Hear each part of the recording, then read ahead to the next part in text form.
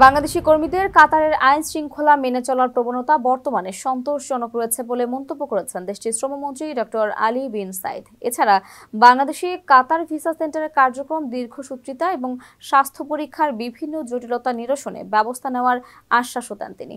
সোমবার প্রবাসী কল্যাণ ও বৈদেশিক কর্মসংস্থান মন্ত্রণালয়ের প্রতিমন্ত্রীর সঙ্গে সৌজন্য সাক্ষাতে কাতারের শ্রমমন্ত্রী এসব বিষয়ে আলোচনা করেন। এ সময় কাতারে বাংলাদেশের শ্রমবাজার ও বাংলাদেশি কর্মীদের বিভিন্ন সমস্যা নিয়ে আলোচনা হয়। সংবাদ বিজ্ঞপ্তির মাধ্যমে বিষয়টি নিশ্চিত করেছে দোহার বাংলাদেশের দূতাবাস। প্রতিমন্ত্রী জানান, বাংলাদেশে বিভিন্ন শিক্ষা প্রতিষ্ঠানে স্বাস্থ্য, প্রকৌশল, আইটি, ব্যবসা ইত্যাদি বিষয়ে নিয়মিত দক্ষ জনবল তৈরি হচ্ছে। এর পাশাপাশি টিটিসি ও ভোকেশনাল ট্রেনিং সেন্টারগুলোতে অনেক দক্ষ কর্মী গড়ে উঠছে। বাংলাদেশের এই সম্ভাবনাময় জনবল কাতারের যে কোনো উন্নয়নমূলক কার্যক্রমে অংশগ্রহণ করতে প্রস্তুত। কাতারের শ্রমমন্ত্রীও বাংলাদেশ থেকে জনবল নেওয়া অব্যাহত রাখার আশ্বাস দেন।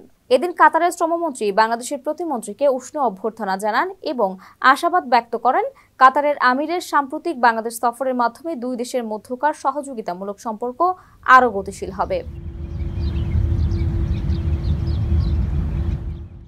কারো কাছে স্বপ্ন পূরণ, কারো আনন্দের উপলক্ষ, আবার কারো জীবন পাল্টে দেওয়ার মুহূর্ত, কখনো জীবন বাঁচাতে সর্বোচ্চ গতিতে উড়ে চলা, কারো আবেগের শেষ মুহূর্ত, আপনজনের শেষ বিদায়ে শামিল হওয়া, এমন সব ইচ্ছে পূরণে সর্বনিম্ন ভাড়ায় দ্রুতগতির বাহন প্রবাসীর হেলিকপ্টার।